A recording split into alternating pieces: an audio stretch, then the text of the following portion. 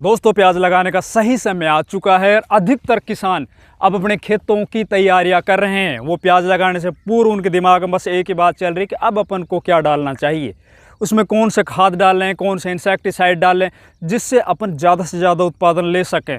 दोस्तों, आप लोगों को पता है, मैं आज आप लोगों को एक बार फिर दोबारा से बता देता हूँ कि जो किसान खेत में अपनी फसल लगाने से पहले आखिरी जुताई में जो सही और संतुलित मात्रा में खादों का प्रयोग करता है, कंप्लीट माइक्रोन्यूट्रिएंट्स जो फसलों को दे देता है, उनकी फसलें हैं वो आखिरी टाइम तक नहीं हारती और उनका जो उत्पादन होता है दूसरे किसानों से ज़्यादा होता है। तो दोस्तों, आज मैं आप लोगों को प्याज फसल में जो आखिरी जुताई अपन करते हैं, प्याज की जो तैयारी करते हैं, तो उसमें कौन कौन से मुख्य पोषक तत्वों की आवश्यकता पड़ती है, मैं आज आप लोगों को अपना जो मेरा जो 20 साल का एक्सपीरियंस है वो इस पिटारे में बंद है।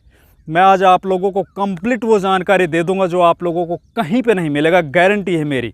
और आप ये याद रखना, जब आप अपने खेतों से प्याज को निकालोगे तो आप ये खुद ही रियलाइज़ करोगे कि अब की दफ़ा जो हमारे प्याज का उत्पादन हुआ है कभी जीवन में नहीं हुआ था। मैं कंप्लीट आप लोगों को प्रैक्टिकल तौर पर बताऊँगा ज़मीन में कौन कौन से खादों की आवश्यकता है, कौन से इंसेक्टिसाइड की आवश्यकता है, और साथ ही साथ अपन फिर खेत को तैयार करने के बाद फिर किस विधि से प्याज लगाएं, और प्याज लगाएं तो कितनी दूर पर प्याज की अपन को चौपाई करनी है, वो भी मैं आज आप लोगों को दूसरे खेत में जहाँ पे प्याज लगा रखी वो भी दिखाऊंगा कि किस तरह से प्याज लगाई गई। तो ये सब जानकारी आज इस वीडियो में कंप्लीट इन्फॉर्मेशन आप लोगों को मिलेगी। दोस्तों, बहुत ही इंटरेस्टिंग, बहुत ही नॉलेजेबल वीडियो होने वाला है।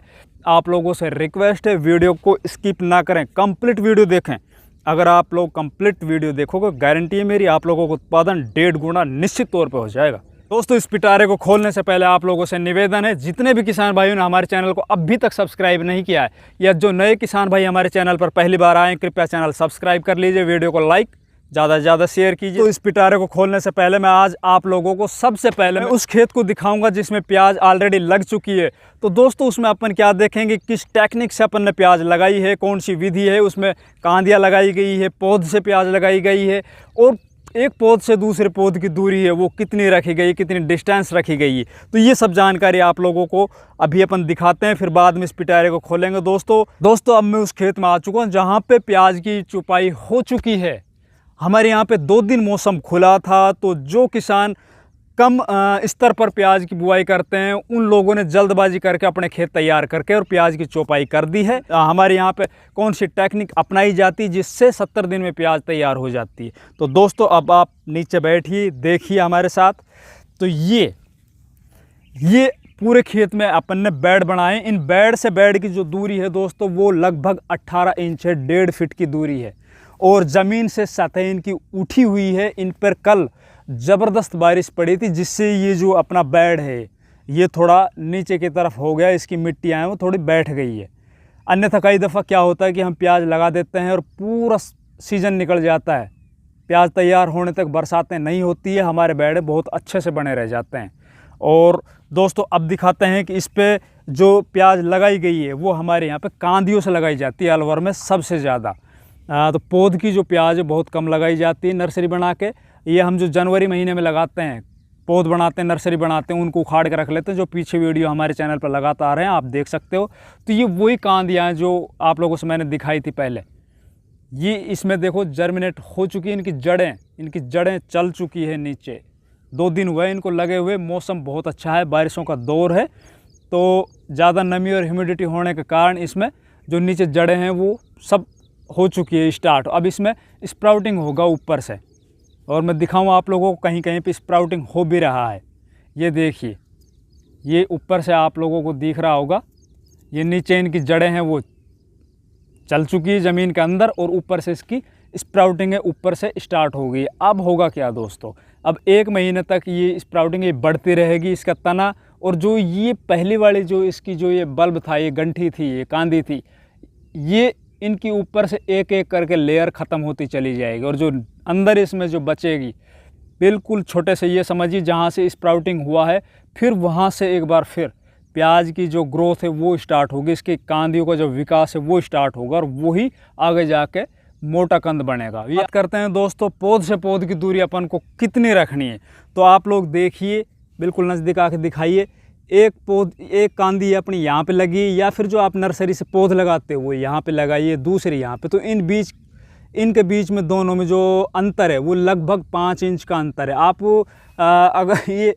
आप ये भी कर सकते हो कि जो आपकी 4 उंगलियाँ होती है वो अंतर बना लीजिए, 4 से 5 उंगली का बीच में गैप रखिए, और उतने ही बीच में गैप इनका जो है ना पौधे से पौधे का दोनों साइड में हो जाता है। और दोनों साइड लगानी पड़ती है, एक साइड यहाँ बेड पे, एक साइड यहाँ बेड पे।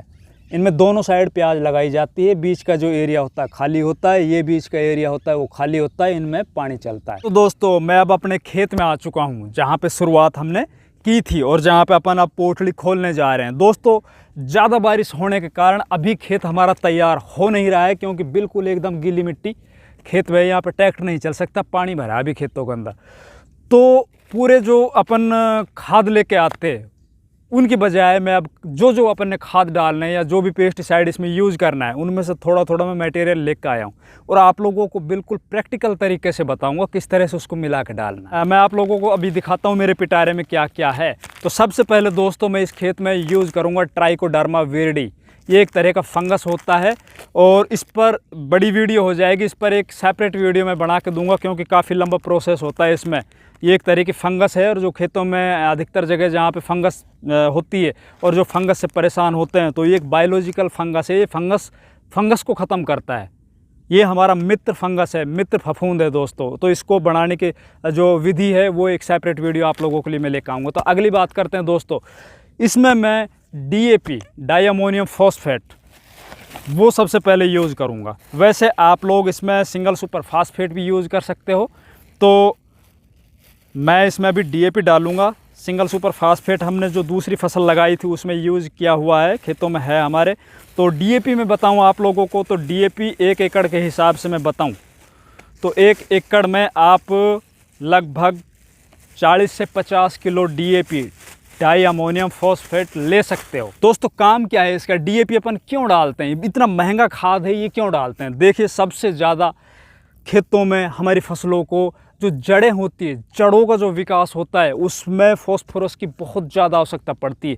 और आप ध्यान रख लीजिए जो भी फसल हो, विशेषकर मैं प्याज की बात करूं तो प्याज में जितनी ज़्यादा जड़ें गहरी जाएंगी, जितनी ज़्यादा जड़ें गहरी जाएंगी उतना ही ज़्यादा वो पोषक तत्वों को ज़मीन से उठाएगी, साथ ही माइक्रोन्यूट्रेंट और वाटर मिनरल्स को उठाएगी, और पौधा उतना ही ज़्यादा स्वस्थ और ज़्यादा उनका तना है मोटा बनेगा। तो इसकी जो रेकमेंड डोज है मैं आप लोगों को बताऊं तो 1 एकड़ में 40 किलो आप इसको यूज़ कीजिए। दोस्तों अब मैं निकालता हूं दूसरा प्रोडक्ट। तो दूसरा प्रोडक्ट दोस्तों MOP म्यूरेट ऑफ पोटाश। प्याज में बहुत ज़्यादा आवश्यकता होती है इसकी।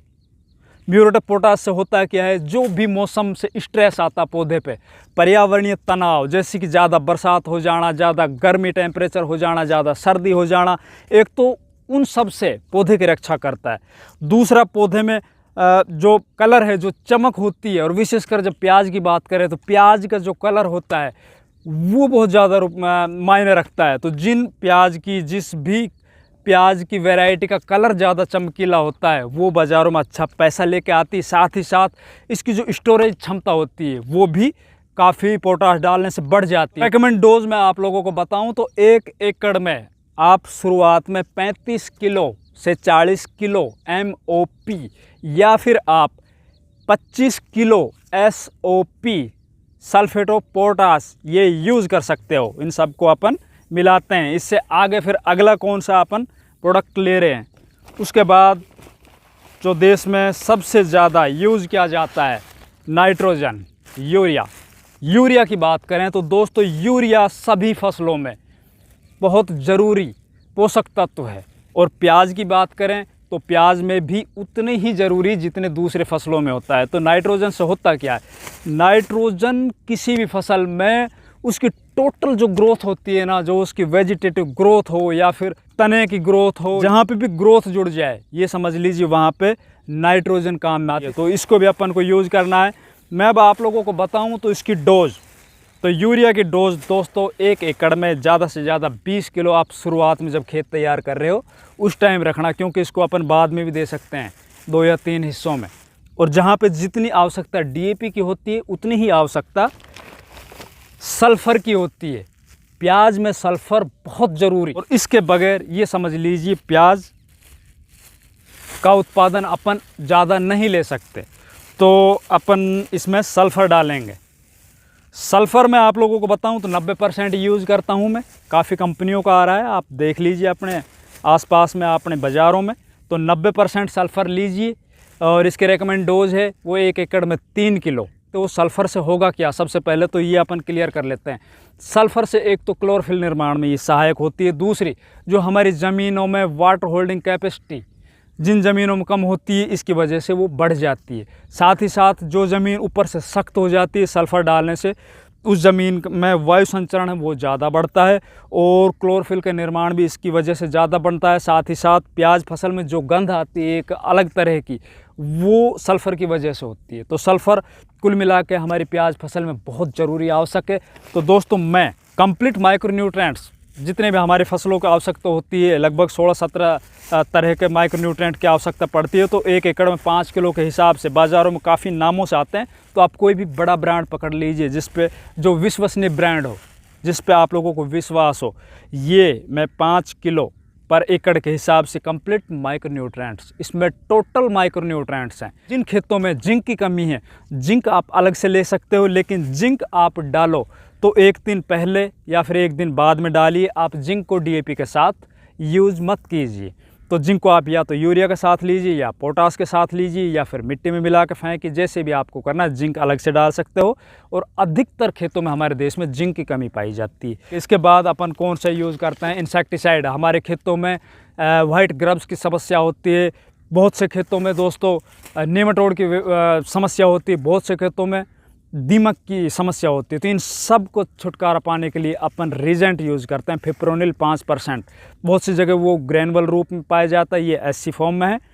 तो मेरे पास एससी पड़ा था ये, तो इसलिए मैं इसको ले आया हूँ। तो इसको अपन इस तरीके से, तो एससी अगर लगा रहे हो आप तो आधा लीटर 1 एकड़ में, अगर ग्रैनुअल ले रहे हो तो आप 5 किलो जो दानेदार आता है फिप्रोनिल 5 किलो ले सकते हो। अगर आप लोगों को फिप्रोनिल नहीं मिल रहा तो आप कार्टेप हाइड्रोक्लोराइड ये भी यूज़ कर सकते हो, बहुत अच्छे से काम करेगा।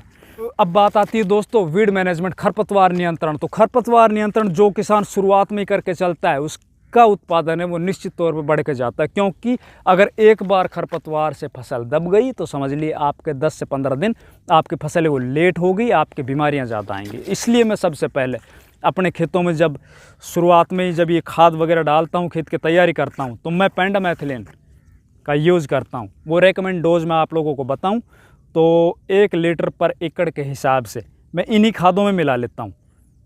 या फिर आप ऐसा भी कर सकते हो, जैसे आपकी फसल लग जाए उसके बाद इसकी स्प्रे कर दीजिए, ऊपर से सिंचाई कर दीजिए, या आप सिंचाई कर दीजिए ऊपर से इसकी स्प्रे कर दीजिए। बाकी आप जब भी इसकी खेत में सिंचाई कर देते हो तो उसके 36 से 48 घंटे के अंदर अंदर आप इसकी जो स्प्रे करो या आप उसको खाद मिला के डालो, कुछ भी करो, इसको आप खेतों में पहुंचा दीजिए, क्योंकि वो एक लेयर बना लेती है और फिर उसमें जो भी खरपतवार है वो जर्मिनेट नहीं हो पाते, वो सब निष्क्रिय हो जाते हैं, वो बीज होते हैं। दोस्तों इन सब को अच्छे से मिला के और फिर अपने खेतों में उठाइए, अपने खेतों में यूँ छिटका मार दीजिए और फिर इसकी अच्छे से जुताई करने के बाद पाटा लगा के और फिर इस पर आप क्यारियों में लगा रहे हो तो क्यारियों में लगाइए। बाकी मेरा आप लोगों से निवेदन है, कहना है कि आप बेड पे लगाइए। दोस्तों मेरी जानकारी आप लोगों को अच्छी लग रही है तो कृपया एक लाइक ज़रूर कर दीजिए। साथ ही साथ आप इस वीडियो को ज़्यादा से ज़्यादा शेयर कीजिए, जिससे ज़्यादा से ज़्यादा किसानों तक हमारी ये बातें पहुंच पाएँ और उनको खाद बीज विक्रेताओं पर जो उनकी निर्भरता है वो कम की जा सके, उनको खुद स्वयं अपने खेत का स्वयं डॉक्टर बनाया जा सके।